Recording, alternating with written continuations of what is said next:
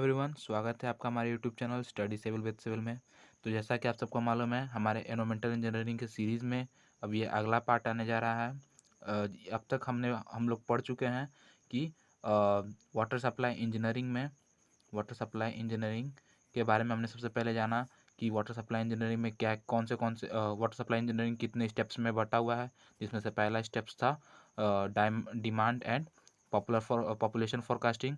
उसके बाद था हमारा क्वालिटी पैरामीटर ऑफ वाटर। उसके बाद है हमारा ट्रीटमेंट ऑफ वाटर, और उसके बाद है हमारा डिस्ट्रीब्यूशन ऑफ वाटर।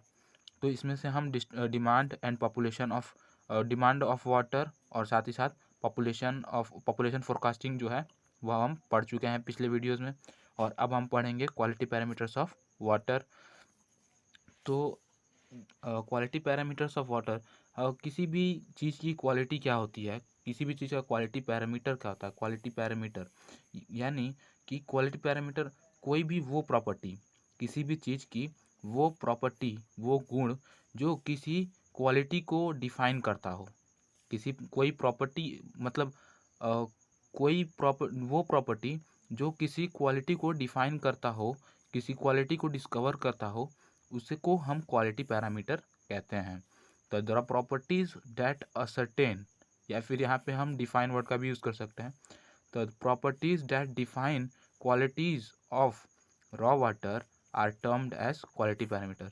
यानी रॉ वाटर के, यानी क्या कि रॉ वाटर के क्वालिटीज़ को जो डिफाइन करते हैं, आप समझ रहे हैं मेरी बात को।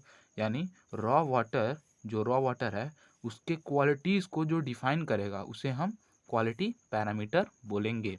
ठीक है।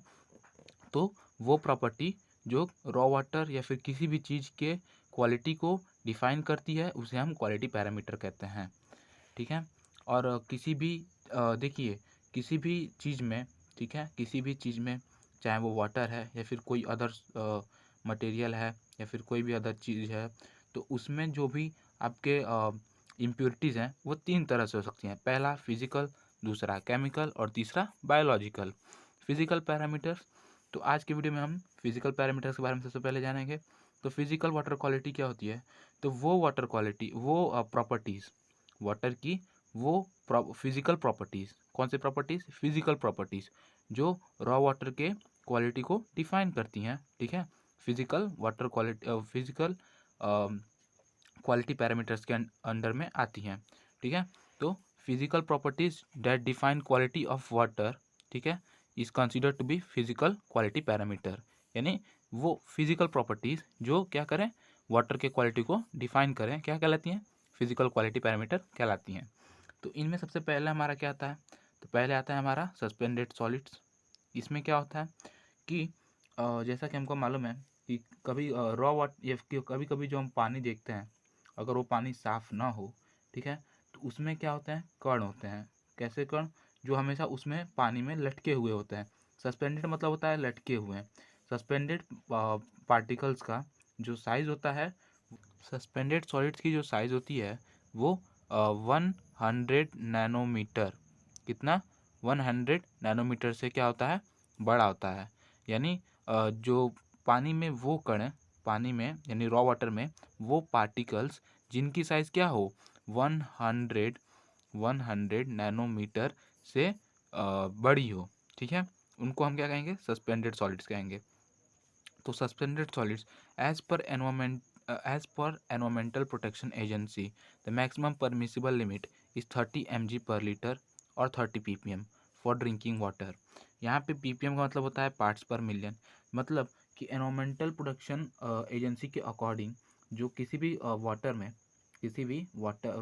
यानी ड्रिंकिंग वाटर की यहाँ पे बात कर रहे हैं हम लोग, यानी किसी भी ड्रिंकिंग वाटर के लिए जो हम सोर्स लेते हैं, सोर्स का जो रॉ वाटर लेते हैं, उसमें क्या हो, पर जो मैक्सिमम परमिसेबल लिमिट है सस्पेंडेड सॉलिड्स की, वो कितनी है, 30 mg पर लीटर है।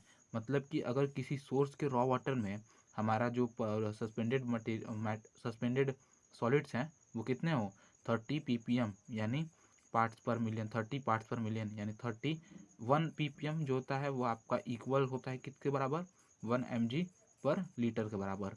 ठीक है। 1 ppm is equals to 1 mg per litre. ये कैसे होता है मैं आपको आगे बता दूंगा।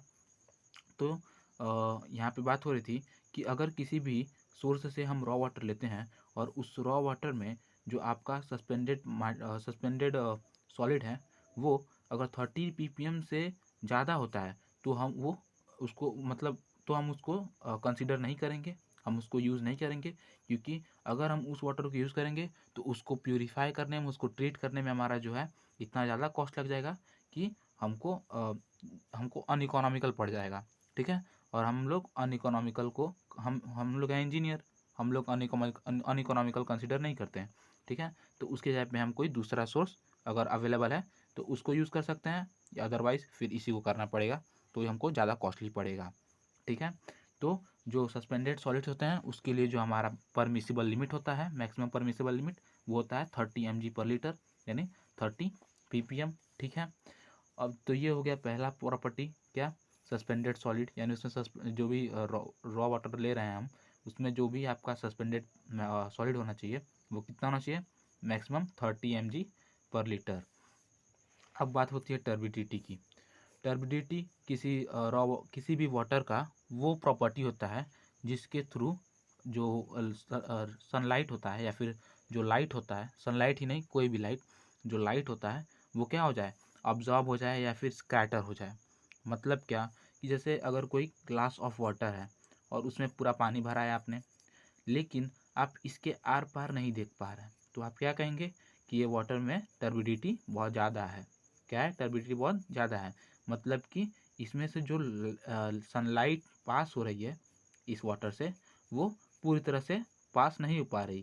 क्यों? क्योंकि वो इसमें जो पार्टिकल्स अवेलेबल हैं, जो इसमें पार्टिकल्स अवेलेबल हैं, वो क्या कर रहे हैं, वो सनलाइट को या तो स्कैटर कर दे रहे हैं, बिखेर दे रहे हैं, या फिर एब्जॉर्ब कर ले रहे हैं। ठीक है, तो जब किसी रॉ वाटर में ऐसी प्रॉपर्टी आ जाती है, ठीक है, उसे हम टर्बिडिटी कहते हैं।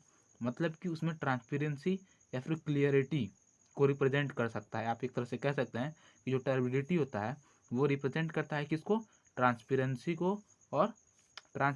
को, और क्लियरिटी ऑफ वाटर को। ठीक है, तो इसमें हम क्या कह सकते हैं कि a property of water that defines the transparency और clarity of water is called turbidity. ठीक है, अब क्या, colloidal particles that having size less particles having size less than 10⁻³ to 10⁻⁶। मतलब कि कोलाइडल पार्टिकल्स का जो साइज होता है वो कितना होता है, वो 10⁻³ से लेके 10⁻⁶ के बीच में होता है। ठीक है, तो जो कोलाइडल पार्टिकल्स होते हैं उनके पास क्या एक टेंडेंसी होती है, उनके पास एक प्रॉपर्टी होती है, क्या, कि वो जो है, अभी मैंने आपको बताया कि वो या तो एब्जॉर्ब कर लेते हैं या फिर स्कैटर कर देते हैं, किसको, सनलाइट को। मतलब कि जो सनलाइट आएगी वो या तो उसको एब्जॉर्ब कर लेंगे या फिर उसको बिखेर देंगे। तो कोलॉइडल पार्टिकल्स में ये उनकी टेंडेंसी होती है, जिसकी वजह से क्या होता है, वाटर जो होता है वो टर्बिड हो जाता है, मतलब उसकी जो ट्रांसपेरेंसी है वो कम हो जाती है। ठीक है, विच इफेक्ट वाटर्स क्लियरिटी और ट्रांसपेरेंसी, जैसा कि मैंने आपको बताया। Maximum clarity will lead to minimum turbidity, जैसा कि मैंने आपको बताया कि जितना ज़्यादा क्लियर होगा वाटर जितना ज़्यादा क्लियर होगा उसमें उतना कम टर्बिडिटी होगा। जैसे कि मैंने भी आपको बताया कि अगर कोई ग्लास ऑफ वाटर है, उसमें से अगर सनलाइट पास हो जा रही है, मतलब वो ट्रांसपेरेंट है, उसके हम आर पार देख सकते हैं, तो वो टर्बिडिटी उसमें क्या होगी, कम होगी। और अगर वही वाटर में अगर सनलाइट आपके फुल्ली पास नहीं हो पा रहा है, मतलब आप आर पार नहीं देख पा रहे हैं, तो उसकी ट्रांसपेरेंसी या फिर क्लियरिटी बहुत कम है, तो वाटर क्या है, टर्बिडिटी वाटर में ज़्यादा है। ठीक है, तो ये चीज़ होती है टर्बिडिटी। आशा है आपको समझ में आ रहा होगा। अब देखिए, हम जो है वन अगर हम से कोई पूछे, जैसे कि एसएससी जेई में या फिर बहुत सारे कॉम्पिटिटिव एग्जाम से पूछा जाता है कि जो आपकी टर्बिडिटी है वो आप किस स्केल पे मेजर करते हैं, तो जो टर्बिडिटी होती है उसको हम सिलिका स्केल पे, किस स्केल पे, सिलिका स्केल पे मेज़र करते हैं। अब जैसा कि हमें मालूम है कि अगर कोई कहे कि 1 किलो कितना होता है, तो हम बता सकते हैं कि 1 किलो कितना होता है, 1000 ग्राम्स, कितना होता है, 1000 ग्राम्स। तो इसके लिए भी, इस 1 किलो को भी डिफाइन करने के लिए एक अलग से हमारा जो है, जो हमने 9th और 10th में पढ़ रखा है, कि एक अलग से एक जो है एक अलग से सैंपल रखा हुआ है लैब में, जिसका वेट जो है 1 kg है और वही रेफरेंस है हमारा। ठीक है, ऐसा हमने 9th और 10th में पढ़ रखा है। तो वैसे ही किसी भी वाटर में अगर हम कहें कि 1 ppm टर्बिडिटी किसको कहेंगे, किसी वाटर में 1 ppm टर्बिडिटी किसको कहेंगे, अगर कोई पूछ दे तो हम कह सकते हैं कि 1 लीटर वाटर में 1 mg सिलिका मिलाने पे जितना टर्बिडिटी हमको मिलेगा, ठीक है, उसे ही हम क्या कहेंगे 1 ppm टर्बिडिटी।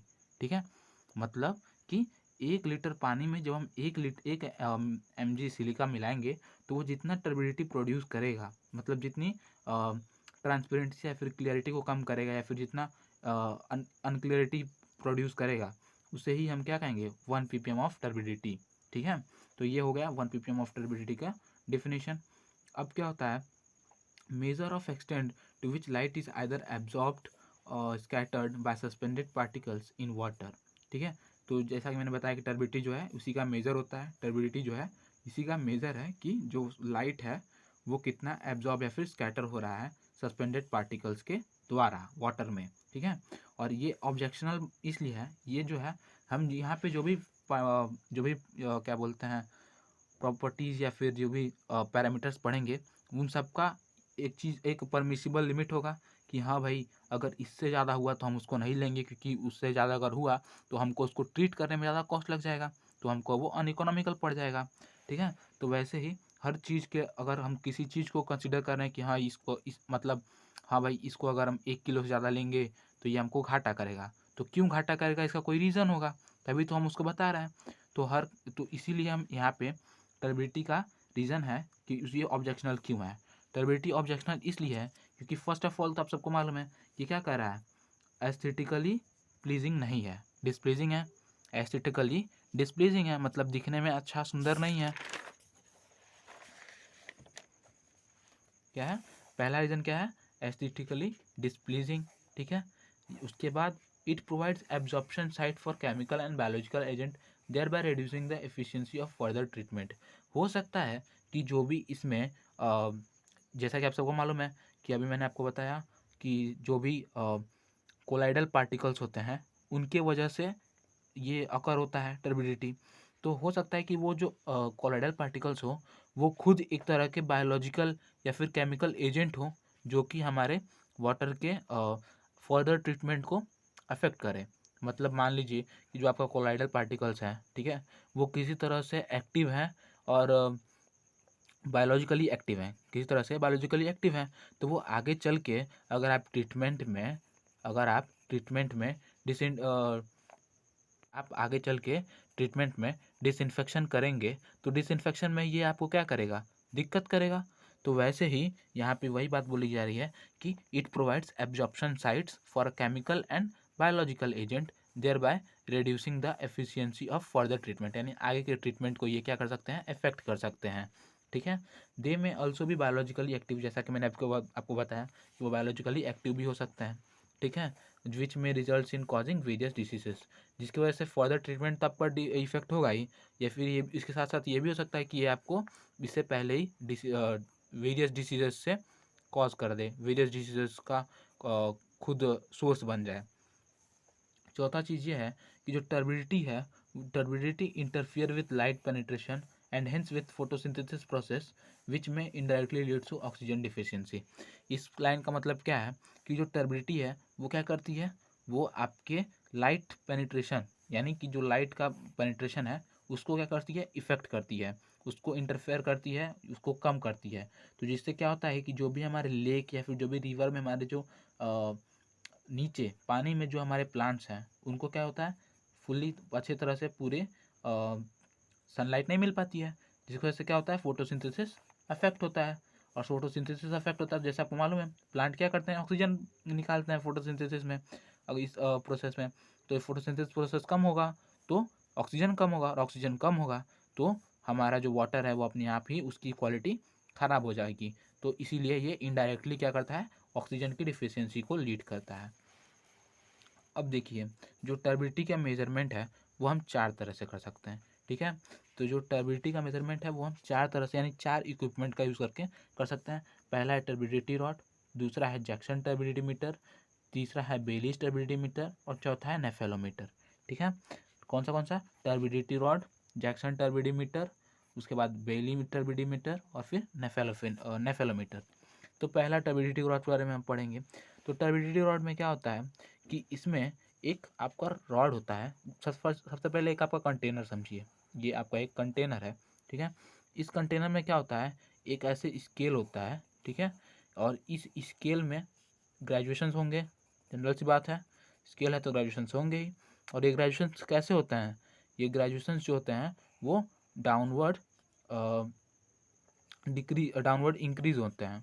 कैसे होते हैं, डाउनवर्ड इंक्रीज होते हैं। ठीक है, मतलब आप इस स्केल में जितना नीचे जाएंगे आपका ग्रेजुएशन क्या होगा, उतना ही बढ़ता जाएगा। ठीक है, तो ग्रेजुएशन जो होता है वो इंक्रीज होते हैं। और इस साथ ही साथ इस स्केल में नीचे जो है एक प्लेटिनम का नीडल होता है। किसका नीडल होता है, प्लेटिनम का नीडल होता है। अब देखिए उसका यूज़ क्या है। और rod having graduation increasing downward. ठीक है, जैसा कि मैंने आपको बताया, एक रॉड होता है, एक स्केल है, फिर आप रॉड कह सकते हैं, जिसपे ग्रेजुएशंस होते हैं। ठीक है, और जो डाउनवर्ड बढ़ते हैं। ठीक है, डाउनवर्ड बढ़ते हैं and consist of platinum needle, जिसमें नीचे एक प्लेटिनम नीडल लगाता है। ठीक है, अब हम क्या करते हैं कि इस जो कंटेनर है, इस कंटेनर में हम पानी डालते हैं। ठीक है, पानी डालते हैं। आप ऐसा भी कर सकते हैं कि ये जो आपका रॉड होता है वो रॉड अलग होता है, कंटेनर अलग होता है। तो सबसे पहले आप क्या करिए, कंटेनर में पानी लीजिए, टर्बिडिटी रॉड को बाहर रखिए। ठीक है, इसमें पानी लीजिए और फिर आप टर्बिडिटी रॉड को ऊपर से डालिए। ठीक है, और ऐसे ऊपर से डालते समय आप क्या करेंगे, इसको देखते जाएंगे और हम इसको तब तक अंदर डालेंगे जब तक कि हमारा क्या होगा, प्लेटिनम नीडल दिखेगा। ठीक है, और जब प्लेटिनम नीडल हमको दिखना बंद हो जाएगा वैसे ही हम इसको रोक देंगे और हम ग्रेजुएशन पढ़ लेंगे, जिससे हमें मालूम चल जाएगा कि ये अगर देखिए जितना ज़्यादा टर्बिडिटी होगा, ठीक है, जितना ज़्यादा टर्बिडिटी होगा वो हमको जो उतना ऊपर ही मतलब अगर इसमें टर्बिडिटी बहुत ज़्यादा होगा तो इसको हम इतना नीचे ही डालेंगे, तभी इतना ही डालेंगे तभी ये हमको प्लेटिनम डल दिखना बंद हो जाएगा। ठीक है, तो अगर हम यहीं पे प्लेटिनम डल देखना को बंद हो गया तो हम यहाँ पे रेडिएशन पढ़ लेंगे। तो यहाँ मान लीजिए यहाँ पे 100 लिखा है तो हम बता देंगे ठीक है 100, यहाँ पे यूनिट के बारे में नहीं बताया गया है, मतलब हम इस ग्रेजुएशन को पढ़ के बता देंगे कि हाँ ठीक है 100 ppm का जो है इसमें आपका टर्बिडिटी है। इसमें अगर यही वाटर क्लियर हो तब क्या होगा, तो ये ज़्यादा नीचे तक जाएगा, हमको ज़्यादा नीचे तक प्लेटिनम का जो नीडल है वो दिखेगा, ज़्यादा नीचे तक हम लोग जाएंगे। तो अब क्या होगा कि जैसा कि मैंने आपको बताया था ग्रेजुएशन क्या है, डाउनवर्ड इंक्रीज हो रहा है। तो ये ग्रेजुएशन जो बड़े ग्रेजुएशन थे वो नीचे आ गए। अब यहाँ पे जो होगा वो ग्रेजुएशन छोटा होगा। ठीक है, तो अब हमको अगर हम यहाँ पे मान लीजिए यहाँ पे आके जो है हमारा वो नीडल दिखना बंद हो जाता है। ठीक है, तो अब यहाँ पे जो हमको रीडिंग मिलेगा वो क्या होगा, 100 से कम होगा। ऑब्वियस सी बात है, 100 से कम होगा। तो मान लीजिए हमको मिल गया कि 30 ppm है। ठीक है, तो हम क्या कहेंगे कि यहाँ पे जो हमारा टर्बिडिटी है वो कितना है, 30 ppm है। तो इस तरह से हम टर्बिडिटी रॉड से हम किसी भी वाटर का जो है टर्बिडिटी को फाइंड आउट कर सकते हैं। ठीक है, यहाँ पे उसी को लिखा हुआ है, one platinum needle disappears can be seen in water sample, then the reading of turbidity rod is read and noted. The reading of turbidity rod is in ppm, जैसा कि मैंने आपको बताया वो ppm में मेजर होता है उसका यूनिट। ठीक है, as depth of insertion increases reading decreases, जैसा कि मैंने आपको बताया कि ये हमारा जो आप देख सकते हैं ये जो टर्बिडिटी रॉड है इसमें नीचे प्लेटिनम नीडल लगा है, नीचे जो आपका जो डाउनवर्ड जो आपका ग्रेजुएशन है वो इंक्रीज हो रहा है, इंक्रीजेस। तो ठीक है, तो वही बात हो रहा है कि डेप्थ ऑफ इंसर्शन हमारा जितना बढ़ेगा, ठीक है, उतना ही रीडिंग जो है हम लोग को डिक्रीज होगा। ठीक है, क्योंकि हमारी जो क्लियरिटी है वो बढ़ती जाएगी। तो ये बात हुई थी टर्बिडिटी रॉड की। अब बात करेंगे हम लोग किसके, जैक्सन टर्बिडीमीटर की। ठीक है, तो जैक्सन टर्बिडीमीटर में क्या होता है, इसमें भी एक सबसे पहले एक स्टैंड होता है। ठीक है, इस स्टैंड के नीचे क्या करते हैं हम लोग, एक फ्लेम जला लेते हैं, एक फ्लेम जला देते हैं कैंडल के मेथड से। ठीक है, कैंडल बाय कैंडल। और उसके बाद हम लोग क्या करते हैं, इस स्टैंड पे एक कंटेनर रख लेते हैं। एक कंटेनर मतलब स्पेसिफाइड होता है कि ये कंटेनर रखेंगे, अभी ये नहीं कि स्टील का कंटेनर रख दें उसके बाद कहेंगे दिख नहीं रहा है। तो एक ग्लास का कंटेनर होता है उसको रख देंगे। ठीक है, उसमें उस कंटेनर में भी ग्रेजुएशन बने होंगे। ठीक है, और वो भी ग्रेजुएशन कैसे होंगे, वो भी डाउनवर्ड इंक्रीज होंगे, डाउनवर्ड इंक्रीज, ठीक है। तो डाउनवर्ड इंक्रीज होंगे ग्रेजुएशंस इस कंटेनर में भी। अब क्या करेंगे, इस फ्लेम को हमने फ्लेम कर रखा है, फ्लेम जला रखा है। अब इसमें हम जो है हम लोग का जो रॉ वाटर है या फिर जो सैंपल वाटर है उसको हम लोग इसमें डालेंगे। अब मान लीजिए कि जो हमारा रॉ वाटर का सैंपल है वो यहाँ तक भर के फिर हम देखते रहेंगे कि हमको जो फ्लेम है वो दिख रहा है कि नहीं दिख रहा है। और जैसे ही हमें ये फ्लेम दिखना बंद हो जाएगा, हम वाटर को पोरिंग बंद कर देंगे, यानी वाटर डालना बंद कर देंगे और यहाँ का ग्रेजुएशन पढ़ लेंगे। ये ग्रेजुएशन भी पीपीएम में भी होता है। इस ग्रेजुएशन को पढ़ लेंगे और बता देंगे कि इसकी जो टर्बिडिटी है वो इतनी है। ये हमने कैसे बताया, ये हमने ऐसे बताया कि फ्लेम दिखना बंद हो गया, मतलब कि इतने वाटर लेवल पे जो हम लोग का ये सनलाइट है वो पेनिट्रेट नहीं कर पा रहा है, यानी इसके बाद जो इसकी क्लैरिटी है वो इतनी नहीं है कि हम इस फ्लेम को देख सकें। तो इससे हमें मालूम चलता है कि इसकी टर्बिडिटी कितनी है, ठीक है। अब देखिए इसका भी फंडा वैसे ही है जैसे कि टर्बिडिटी रॉड का था।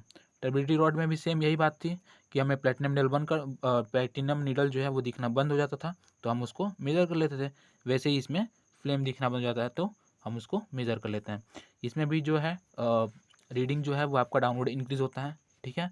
तो अगर जो आपका रॉ वाटर का सैंपल है वो ज़्यादा टर्बिड होगा, मतलब अगर उसमें जो कोलाइडल मैटर होंगे, जो कोलाइडल पार्टिकल्स होंगे वो क्या होंगे, अगर ज़्यादा होंगे तो आपको क्या होगा, कम डेप्थ पे ही, यानी कम डेप्थ पे ही आपको फ्लेम दिखना बंद हो जाएगा। और अगर ऐसा हुआ तो फिर आपको ग्रेजुएशन क्या मिलेगा, ज़्यादा मिलेगा। और ग्रेजुएशन ज़्यादा मिलेगा मतलब कि टर्बिडिटी ज़्यादा है, तो ये ओके है।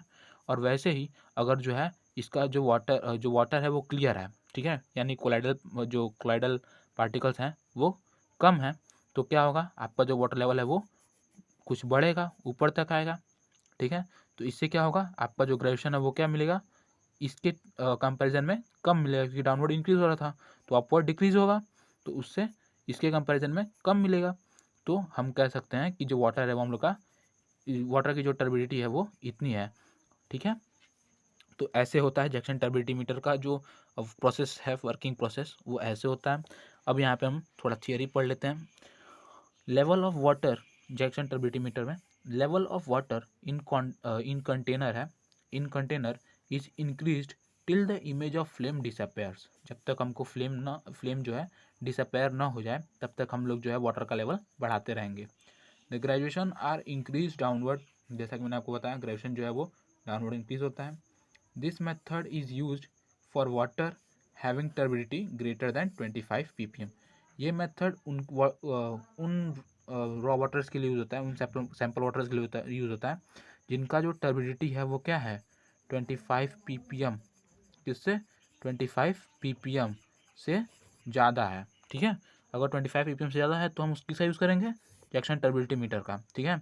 और ये जो है ड्रिंकिंग वाटर के लिए नहीं यूज़ होता, इसको हम लोग ड्रिंकिंग वाटर के लिए यूज़ नहीं करते। अब बेलीज टर्बिडिटी मीटर एंड नेफेलोमीटर, ये हमारा अगला टॉपिक। ये जो दोनों जो इक्विपमेंट है, इन दोनों इक्विपमेंट का जो प्रोसीजर होता है वो लगभग सेम होता है, ठीक है। तो इसलिए इसका दोनों मैंने कंबाइन कर दिया है। ये जो यूज़ होता है इसका, ये उन रॉ वाटर्स या फिर उन वाटर सैंपल्स के लिए यूज़ होता है जिसका जो टर्बिडिटी होता है वो क्या होता है, 1 ppm से कम होता है, ठीक है। यानी जब किसी भी रॉ वाटर का सैंपल का जो टर्बिडिटी होगा वो 1 ppm से कम होगा तो उसको भी हम लोग मेज़र कर सकते हैं, किससे, बेलीज टर्बिडिटी मीटर और नेफेलोमीटर से। इसके बाद और इन्हीं दोनों जो इक्विपमेंट्स हैं इनका यूज़ होता है हम लोग के डोमेस्टिक सप्लाई के लिए, ठीक है। मतलब कि जो हमारे सिटीज़ और टाउन के लिए जो हम लोग टर्बिडिटी के लिए जो हम लोग इक्विपमेंट का यूज़ करते हैं वो हम लोग इन्हीं दोनों का यूज़ करते हैं, बेलीज टर्बिडिटी मीटर और नेफेलोमीटर का, ठीक है।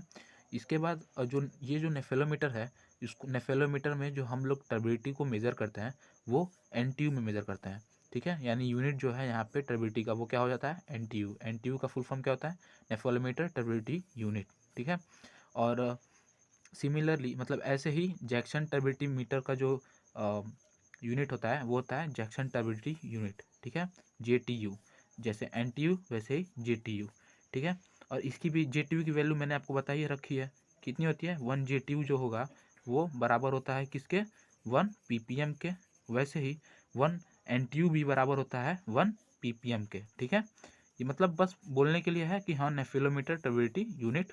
ठीक है, लेकिन इसकी जो वैल्यू होती है वो बराबर होती है 1 ppm के, या फिर आप कह सकते हैं 1 mg/लीटर के। ठीक है, अब जो टर्बिडिटी के लिए हम लोग बोलें तो दो लिमिट्स होती हैं, दो वैल्यूज होती हैं, एक होती है एक्सेप्टेबल लिमिट, एक होती है परमिसिबल लिमिट।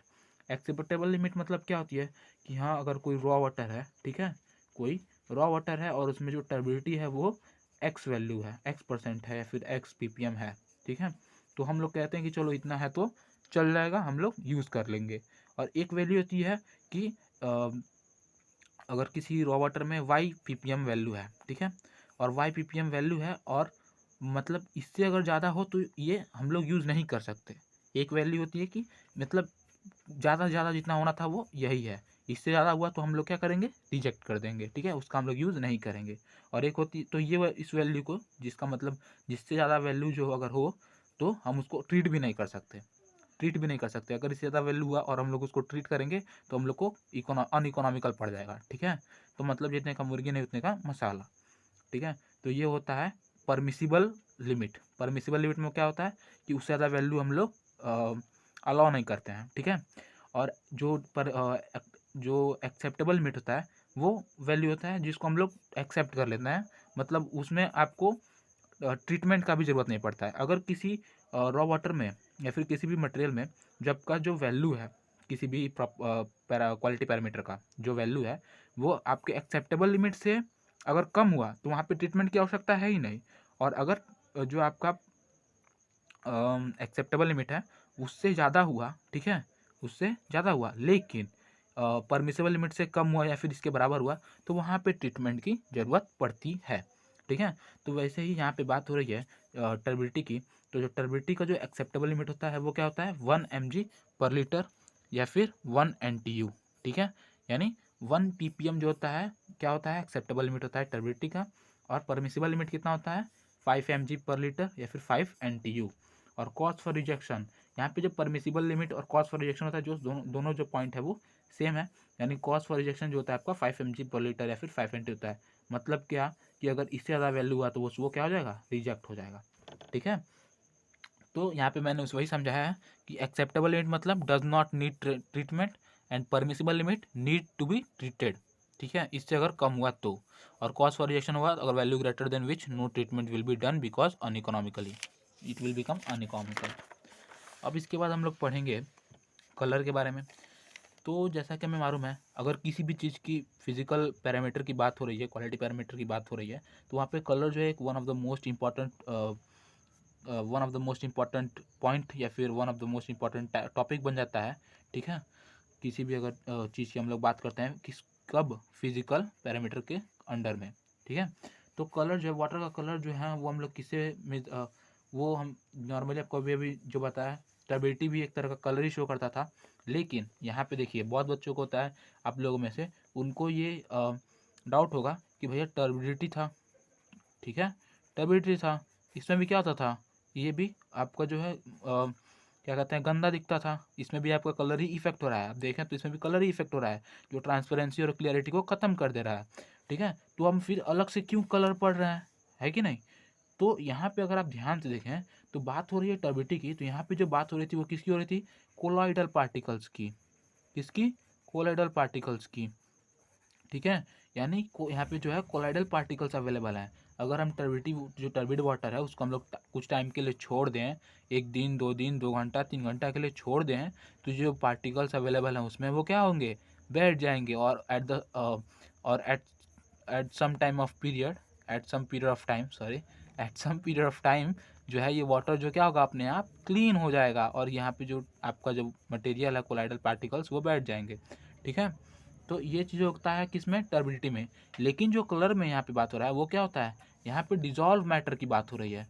मतलब जो पानी में डिजॉल्व हो चुके हैं, जैसे जैसे आपका नमक, चीनी, तो ये क्या करते हैं, ये आपके वाटर में डिजॉल्व हो जाते हैं। उसके बाद ये ना बैठेंगे ना कुछ होंगे। अब इनके मतलब ऐसे पार्टिकल्स, इतने छोटे पार्टिकल जो क्या वाटर में डिजॉल्व हो जाएं, मतलब उनमें डिजॉल्व हो जाए यानी वो हमेशा के लिए कलर उसका वैसे ही हो गया। ये तो टेम्पररी बेस के लिए था, लेकिन इसमें हमेशा के लिए ऐसा हो जाता है। ठीक है, I hope you are understanding.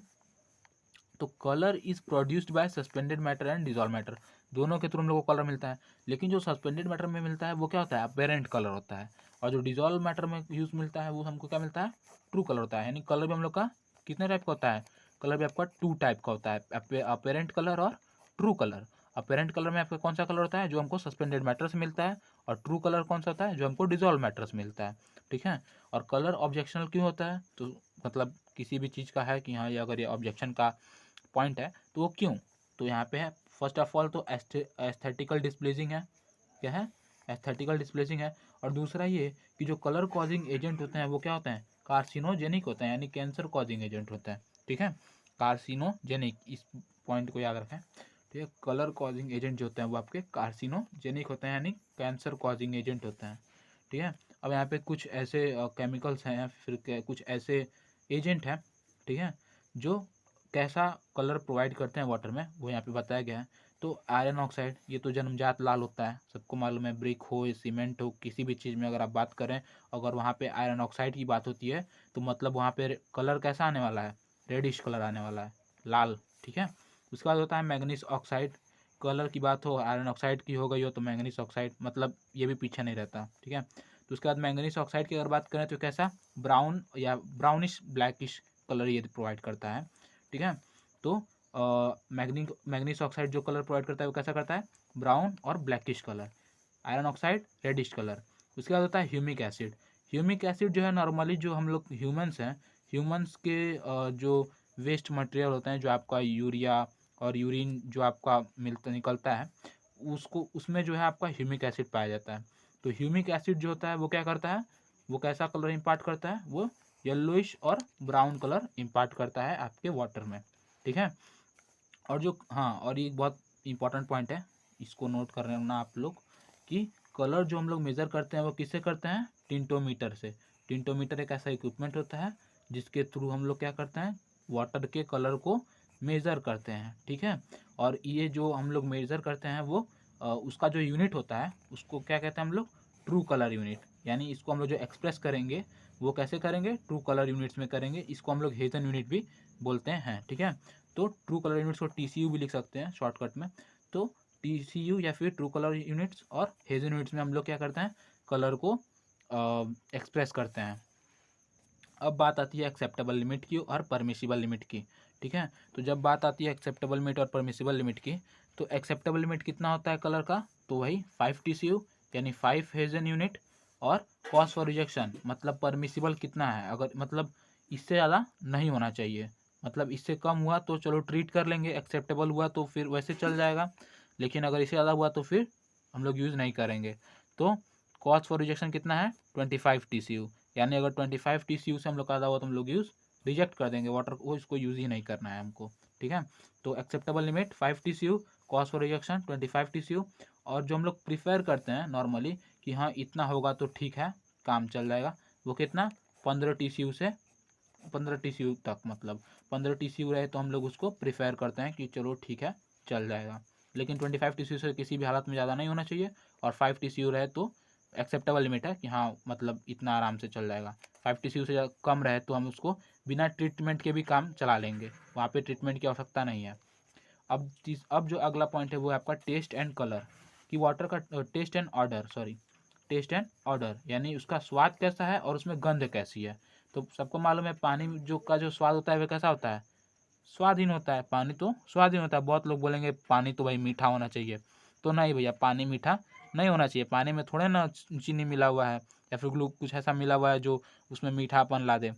पानी जो होता है वो स्वादहीन होता है, और कलर में कहता होता कलर में कैसा होता है, कलर में भी वो कलरलेस होता है। ठीक है, ठीक है, कलर में, सॉरी कलर में नहीं, ऑर्डर, ऑर्डर में यहाँ पे बात हो रहा है, गंध में, कलर समझाते समझाते ऑर्डर। तो यहाँ पे ऑर्डर की बात हो रही है, मतलब गंध कैसा होना चाहिए, तो सिंपल सी बात है, पानी का गंध किसी भी तरह का नहीं होना चाहिए, क्योंकि पानी में अगर किसी भी तरह का गंध आएगा तो उसको हम लोग को, जब हम लोग उसको ड्रिंक करेंगे तो उससे हम लोग के बॉडी पे इफेक्ट आएगा। जैसा कि आप जानते हैं हम सबको कि किस पानी में अगर कैसा भी गंध आए तो उसको पीने में बहुत दिक्कत होती है। तो टेस्ट में कैसा होना चाहिए, टेस्टलेस होना चाहिए। ऑर्डर में कैसा होना चाहिए, किसी भी तरह का ऑर्डर नहीं होना चाहिए, मतलब ऑर्डरलेस होना चाहिए। ठीक है, तो क्या, अब देखिए, अब कुछ कॉजेज होते हैं मतलब कुछ केमिकल कॉजेज होते हैं या और गैसेस होते हैं जिसकी वजह से जो है टेस्ट एंड ऑर्डर में अंतर आ जाता है। ठीक है, तो वो कॉजेज कौन से होते हैं? तो वो कॉजेज होते हैं क्या क्या? H2S, जहाँ पे भी आपको ऑर्डर की बात हो, मतलब गंध की बात हो, तो ये भाई साहब हमेशा प्रकट रहेंगे। कौन? H2S, यानी हाइड्रोजन सल्फाइड। ठीक है, हाइड्रोजन सल्फाइड H2S, इसकी जो गंध होती है वो मलमूत्र की गंध की तरह होती है। तो H2S, मीथेन और etcetera, industrial liquids, ammonia etcetera जो है ये हम लोग के ऑर्डर को इफेक्ट करते हैं। मतलब हाइड्रोजन सल्फाइड, मीथेन, उसके बाद इंडस्ट्रियल लिक्विड्स जो हम लोग छोड़ते हैं वो, और अमोनिया, ये जो केमिकल्स हैं वो मेनली जो है ऑर्डर को इफेक्ट करते हैं। अब taste and odour are objectional due to carcinogenic nature. अब क्या कि भैया ये भी क्यों ऑब्जेक्शनल है? तो ये भी ऑब्जेक्शनल इसलिए है क्योंकि अगर किसी भी एजेंट के थ्रू हमारा जो वाटर का टेस्ट है, वाटर का ऑर्डर है, वो अगर चेंज होता है, मतलब टेस्टलेस ना हो, ऑर्डरलेस ना हो, अगर ये प्रॉपर्टी ना हो, मतलब उसमें किसी तरह का टेस्ट आ रहा है, किसी तरह का ऑर्डर आ रहा है, तो मतलब क्या कि वो कार्सिनोजेनिक नेचर है। मतलब कि उस पानी से हमें क्या हो सकता है? कैंसर हो सकता है, कैंसर कॉजिंग हो सकता है वो। ठीक है, और देखिए टेस्ट एंड जो ऑर्डर है, जो टेस्ट नहीं ऑर्डर, मेनली ऑर्डर, तो ऑर्डर के लिए जो हम लोग मेजर इक्विपमेंट यूज़ करते हैं मेजरमेंट के लिए, वो हम लोग यूज़ करते हैं क्या? ओस्मोस्कोप। कौन? ऑस्मोस्कोप। बहुत ही इंपॉर्टेंट पॉइंट है, शुड बी नोटेड। कौन सा? ऑस्मोस्कोप। ऑर्डर के लिए जो हम लोग इक्विपमेंट यूज़ करते हैं वो कौन सा करते हैं? ऑस्मोस्कोप। ऑस्मोस्कोप से हमको ऑर्डर के बारे में मालूम चलता है। और इसको जो हम लोग मेज़र करते हैं वो किस में करते हैं? थ्रेशोल्ड ऑर्डर नंबर में। किसमें? थ्रेशोल्ड ऑर्डर नंबर में। इसको हम लोग शॉर्टकट में TON, टॉन भी बोलते हैं, टन। थ्रेशोल्ड ऑर्डर नंबर में हम लोग जो है ऑर्डर के इंटेंसिटी को मेज़र करते हैं। ठीक है, और इसका जो है फॉर्मूला होता है, वो फार्मूला क्या होता है कि जो थ्रेशोल्ड ऑर्डर नंबर होता है TON, वो बराबर होता है A+B/A। ठीक है, A+B/A। आप इसमें इंटू 100 कर सकते हैं, फिर नहीं भी कर सकते हैं, वो आपका परसेंटेज में निकालना चाहिए तो कर सकते हैं। तो A+B/A, यहाँ पे A क्या है और B क्या है? तो यहाँ पे A क्या है? यहाँ पे A वो वाटर है जो मतलब ऑर्डरस वाटर है। कैसा वाटर है?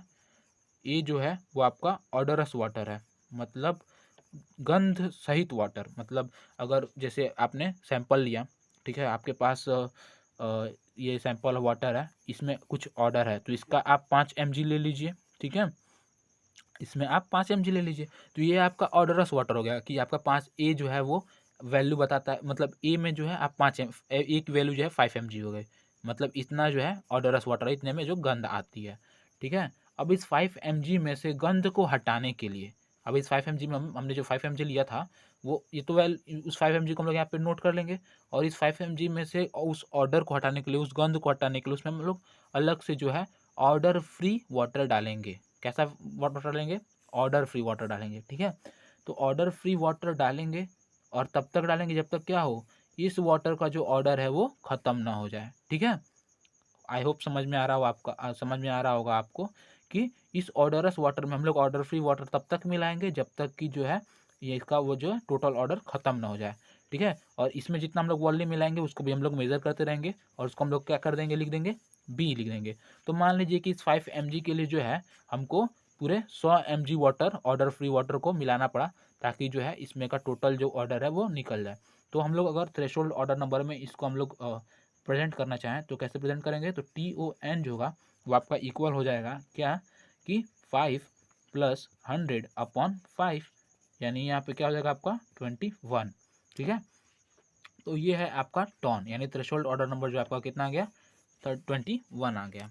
तो ये है, ऐसे हम लोग किसी भी वाटर के थ्रेशोल्ड ऑर्डर नंबर यानी उसके ऑर्डर को कैलकुलेट कर सकते हैं। ठीक है, अब GOI मैनुअल यानी गवर्नमेंट ऑफ इंडिया मैनुअल क्या सजेस्ट करता है? तो GOI मैनुअल जो है वो सजेस्ट करता है कि किसी भी वाटर का जो ऑर्डर है, जिसको हम लोग टन में मेजर करते हैं, वो क्या हो? 1 to 3 हो, मतलब 1 से 3 हो, इससे ज़्यादा ना हो। ठीक है, अब ये उसी पे एक बेस क्वेश्चन था, जैसा कि मैंने अभी आपको बताया, if 100 ml of clear water is required to dilute 10 ml of odorous water such that smell is hardly detected, what is turn? मतलब क्या कि कोई ऑर्डरस वाटर है, मतलब 10 ml का गंध सहित वाटर है, जिसमें गंध है, और उसको जो है डाइल्यूट करने के लिए, उसमें से गंध हटाने के लिए हमें क्या करना पड़ रहा है, 100 ml जो है क्लियर वाटर डालना पड़ रहा है, गंधहीन वाटर डालना पड़ रहा है। तो उसका जो है हमें टोन बताना है कि उसमें उसमें जो है उसका टोन कितना है, थ्रेशोल्ड ऑर्डर नंबर कितना है। तो वैसा जैसे फॉर्मूला के अकॉर्डिंग, फॉर्मूला क्या है आपका, A प्लस बी अपॉन ए। यहाँ पे ए क्या है, यहाँ पे ए है आपका गंध सहित वाटर, मतलब कितना 10 ml, ठीक है 10। और बी आपका क्या है, ऑर्डर फ्री वाटर, कितना हमने मिलाया ताकि वो गंधहीन हो जाए, ठीक है, वो है आपका यहाँ पे 100 अपॉन कितना है ऑर्डर, अपॉन में ए होता है आपके, ए प्लस बी अपॉन ए होता है, और यहाँ पे फिर ए आपका कितना है 10, मतलब इतना हम लोग का गंध सहित है। अब इसको हम लोग कैलकुलेट कर देंगे और हम लोग का जो वैल्यू आएगा वो कितना हो जाएगा 11 टन। तो आप कह सकते हैं कि इस वाटर में जो है आपका 11 टन ऑर्डर था या फिर है, ठीक है। अब अगला प्रॉपर्टी जो है वो है टेम्परेचर, यानी कि वाटर का टेम्परेचर कैसा होना चाहिए, ये भी एक बहुत बड़ा इम्पॉर्टेंट रोल प्ले करता है, ठीक है, वाटर के प्रॉपर्टी को शो करने में, रिप्रेजेंट करने में। तो जैसा कि आपको मालूम है कि अब ये कैसे करता है, तो ये क्या होता है कि टेम्परेचर जो है वो अफेक्ट करता है केमिकल और बायोलॉजिकल रिएक्शन को, ठीक है। ये क्या करता है कि अब अगर मान लीजिए कोई वाटर है और उसका जो टेम्परेचर है वो अचानक हमने क्या कर दिया, बहुत बढ़ा दिया, हो सकता है मतलब 50 डिग्री 25 डिग्री था, 25 डिग्री सेल्सियस था, हमने उसको बढ़ा के कितना कर दिया 45 डिग्री सेल्सियस कर दिया। तो हो सकता है कि उसमें जो बायोलॉजिकल एजेंट्स प्रेजेंट हो, ठीक है, वो इस हीट के थ्रू, मतलब इस टेम्परेचर पे वो और तेज़ रिप्रोडक्शन करना चालू कर दें, यानी उनका जो है जो जनसंख्या है वो और तेज़ बढ़ना चालू कर दें। तो क्या होगा, तो हमारा जो वाटर है वो और जल्दी अफेक्ट होगा, ठीक है, और वो बहुत जल्दी ख़राब हो जाएगा, ठीक है। मतलब उसमें जो है ऑक्सीजन की खपत जो है बहुत तेज़ी से होगी, तो वो बहुत जल्दी ख़राब हो जाएगा और ऑक्सीजन की डिफिशियंसी आ जाएगी उसमें। या फिर ये भी हो सकता है कि अगर ये आपका 25 डिग्री सेल्सियस पे वाटर था और इसका हमने क्या कर दिया, टेम्परेचर घटा दिया, कितना कर दिया 5 डिग्री सेल्सियस कर दिया, तो क्या हुआ, इसके 5 डिग्री सेल्सियस होने की वजह से कुछ एजेंट्स जो थे बायोलॉजिकल एजेंट्स, उसमें क्या हुए, उसमें ऐसा हुआ कि उनका जो रिप्रोडक्शन है वो रेट बहुत कम हो गया, प्रोडक्शन रेट। तो अब क्या होगा, तो हमारा जो जितना मतलब ऑक्सीजन का डिमांड का खपत होना चाहिए था उतना नहीं होगा, ठीक है, तो वो भी दिक्कत वाली बात है। और ये तो हो गया बायोलॉजिकल की बात। अब बात करते हैं केमिकल की। तो अलग अलग टेम्परेचर पे भी वाटर का जो केमिकल रिएक्शन होता है वो अलग अलग होता है, जैसा कि हम लोग जानते हैं। अब देख लीजिए 4 डिग्री सेल्सियस पे ही जो इसका डेंसिटी होता है वो कितना होता है, सबसे ज़्यादा मैक्सिमम होता है, और वहीं पे 0 डिग्री सेल्सियस पे क्या होता है, 4 डिग्री सेल्सियस से कम हो जाता है। जबकि ये जो है ज़्यादा ठंडा होना चाहिए, इसमें डेंसिटी जो है वो ज़्यादा होना चाहिए, लेकिन कम हो जाता है। तो वाटर का जो है टेम्परेचर के साथ साथ एक मतलब टेम्परेचर के वेरिएशन के साथ साथ वाटर की जो है कुछ प्रॉपर्टीज़ भी चेंज होती रहती हैं। तो इसलिए वाटर टेम्परेचर भी एक बहुत इंपॉर्टेंट रोल प्ले करता है, ठीक है। तो इसलिए हम इसको भी कंसीडर करके चलेंगे। तो वाटर सप्लाई में जो हम लोग कंसीडर करते हैं वो क्या करते हैं कि जो वाटर का टेम्परेचर हो वो 10 से 20 डिग्री सेल्सियस हो, कितना हो 10 से 20 डिग्री सेल्सियस हो, ठीक है। और किसी भी हालत में जो है 25 डिग्री सेल्सियस ना हो, वरना हम क्या करेंगे, उसको रिजेक्ट कर देंगे। यानी 25 डिग्री सेल्सियस अगर किसी वाटर का टेम्परेचर है तो वो ऑब्जेक्शनल है, ठीक है। तो यहाँ तक था हम लोग का फिजिकल पैरामीटर। अब इसके बाद आता है केमिकल पैरामीटर, जो हम लोग अगले टॉपिक में पढ़ेंगे, ठीक है। तो यहीं तक था फिजिकल पैरामीटर। अगर आपको वीडियो अच्छा लगा हो तो आप लाइक करें, और अगर आपको लगता हो कि ये आपको जो नॉलेज मिला है वो आपके काम का है, और अगर आप सिविल इंजीनियरिंग ट्रेड से हैं और उसमें आगे पढ़ना चाहते हैं तो आप मेरे चैनल को सब्सक्राइब कर सकते हैं। Thank you.